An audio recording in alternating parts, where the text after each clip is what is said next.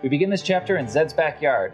Zed tells Richard that he will try to explain what it means to be a seeker. Richard looks at the sword and feels uncomfortable holding it.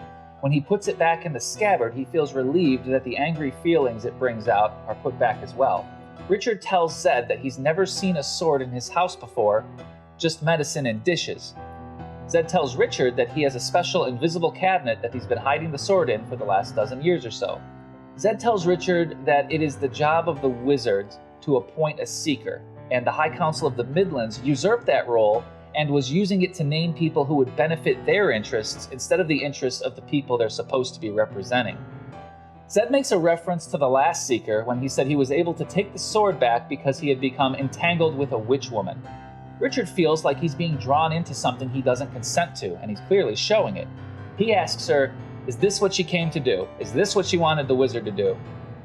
Richard accuses Kaelin and Zed of being crazy when he says they somehow think he'll be able to stop Dark and Rawl when a wizard can't do it. Zed shows his awareness as a spiritual guide when he leads Richard over to the bench to help him. He directs Kaelin to sit down as well, as he explains. Zed starts his explanation by telling both of them the history of the boxes of Orden. That tells us that Orden is supposed to represent something that is a fundamental constant. Zed is also referencing the gift when he says that only a person of considerable power can put the boxes of Orden into play. Dark and Rawl puts the boxes of Orden into play, and he must gather all three and open one box before the time limit of 1 year is up. If he cannot gather them and open one before then, he will die. Zed says that Dark and Rawl can't simply grab one box and open it. They work together, and all three need to be present before he can open one. Zed says there are 3 different powers contained within the boxes of Orden, and depending on which one he opens, one of 3 unique results will occur. The first box of Orden is described as the correct box. Upon opening this box, the wielder of that magic will be granted power over all things living and dead. He will have unchallenged power and authority, and will have total dominion over all people, including the power to kill anyone he doesn't like with a thought. Richard says that it sounds like terribly evil magic, but Zed says just because you can snap your fingers and kill half the universe doesn't also mean that you couldn't snap your fingers and cure cancer or end wars. Zed says that it is up to the person who has this power to decide how they will use it. Richard asks Zed, what happens if Dark and Rawl opens one of the other 2 boxes? And Zed says there's a chance it will be one of the ones that kills him, and he will be dead, and the magic will claim him faster than a San Francisco 49er setting up camp next to a mountain river. Zed describes this fate when he says every living thing is incinerated into nothingness. It is the end of all life.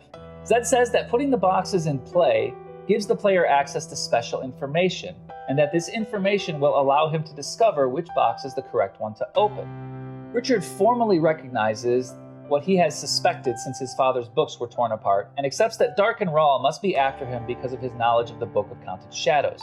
Zed tells Richard that they have a chance because Dark and Rawl has put the boxes into play before he has all 3. Zed says that is either because he's very stupid or very confident, and Zed tells him that he left the Midlands because the Council abused their authority and mishandled the boxes of Orden, and treated him like a fool and didn't listen to his warnings. Zed is angry that they laughed at him and intimates that this is why he left the Midlands to remove himself from the situation. Zed tells Richard all he has to do to save the day is find one of the boxes of Orden and keep it from Dark and Rawl, and Richard says even if they do find it, they might just be finding it for him because they won't be able to stop him from taking it from them by force.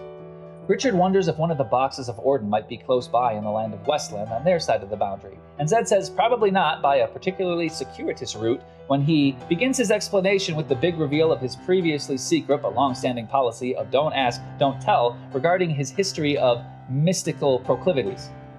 Zed finally reveals that he put up the boundary to create a land without magic, and once that land was created, he crossed through the barrier and was the only thing of magic in all of Westland.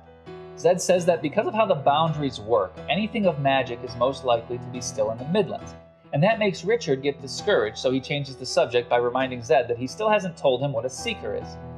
Zed summons a heroic monologue that would put any last episode rain-soaked, sad music main character pulling themselves up by the power of friendship animated Japanese drama to shame. When he says that a seeker is a person who answers to no one, he is the law unto himself and can hold anyone to account for anything.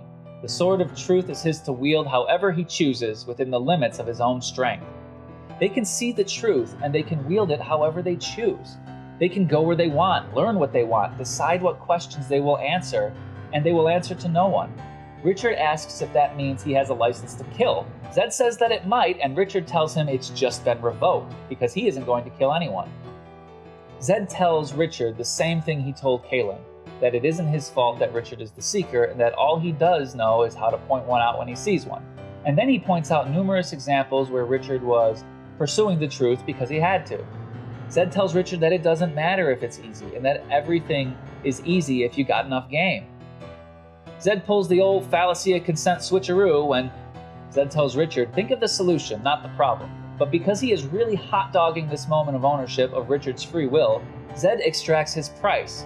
I'm going to help you, but I'm also going to make you balance a ball on your nose because you made me have to do this. And he does that when he makes his own words come out of Richard's mouth in a feat of ventriloquism that would put Jeff Dunham to shame.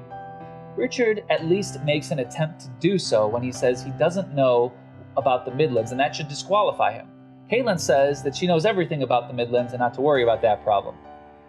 Richard needs to run a simulation in his mind, assembling every piece of information he has, like a jigsaw puzzle with extra pieces, and he's struggling to find the ones that don't fit, which is why Zed uses a third instance of weaponized cognitive dissonance when he tells Richard that Raul hunts him, personally, and Zed tells him it's because he's the Seeker.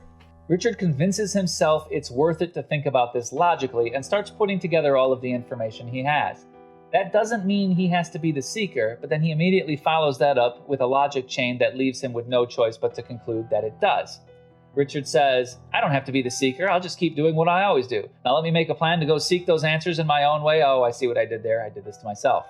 Maybe he can turn it down if he can figure out that it would be wrong to take it. And Richard can't think of a single reason why it would be wrong to take the sword. He creates an entire list of reasons why it would be a good idea to take it. His list of reasons not to take it does not have a single entry. Richard is now backed into a corner because he's convinced himself with his own reasoning that he is the Seeker and can't think of a good reason not to take the sword. Richard finally digs down past all the layers of cognitive dissonance that have been layered up on top of each other, blocking the clear path to his true reason. Richard knows that it will make him angry, and Richard believes that anger is bad.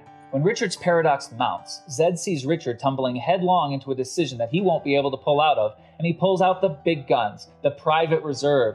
This is his wizard's tower, his constructed spell. This is the essence of his title as First Wizard. It's completely elegant, it's bafflingly beautiful, and it's capable of reducing the mental state of any standing, dug-in cognitive dissonance to zero, and he calls it the Dead Father. While Zed does have a bond with Richard, Zed realizes that in this moment, Richard views him as an adversary and is ready to instantly disagree with any information he might bring forward. Zed uses ventriloquism again to make his words come out of Kaylin's mouth when he tells her to tell Richard what Darkenral does with his knife. Zed accomplishes his mission when the reality of how his father was killed and why makes Richard angry. Richard has a flashback to everything that his father ever meant to him, his kindness, his life, their friendship, and all the time they spent together. Richard thinks of every good thing he can think of and recognizes each of those things to be true. Richard finally accepts the anger. But Zed isn't finished with his cognitive guidance yet because Richard is still in danger of trading one master for another. Richard accepts the anger and almost allows himself to become its servant rather than its master. After Richard calms down, he describes himself as seeing the world for the first time, through the eyes of a seeker, and that the only thing keeping him from seeing it that way before was the moment of how afraid he would be of how it would make him feel. Richard is able to regain control of his emotions and feels liberated by casting away all of the unjustly given to him by his own irrational fear and self-inflicted shame. Once Richard reaches this state, Zed tells him he's passed the final test to become the Seeker of Truth. Without the anger, Zed says that Richard would have turned down the sword. Richard recognizes that the sword has magic, and Zed tells them that the magic works to hone his intent and make it more effective. Richard has a flashback to the look of anger in the man's eyes on Blunt Cliff, and recognizes the man's hunger to fight, saying he understands it now. Richard finally focuses on the solution instead of the problem when he says that he needs to figure out how to get them across the boundary. That it is what's stopping him from getting the box of Orden, and that is what is important. Richard asks Zed if he's done testing him, and Zed says it's true as toasted toads.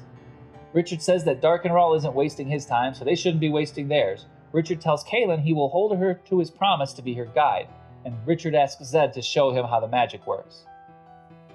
If you like this video and want to make sure that you don't miss the next one, I invite you to take a moment right now to subscribe to this channel and enable notifications. I would also invite you to join our Facebook group, the official Seeking the Truth About the Sword of Truth Facebook group. Everyone is welcome, but I need everyone who comes to remember that everyone is supposed to feel welcome. I hope to see you there.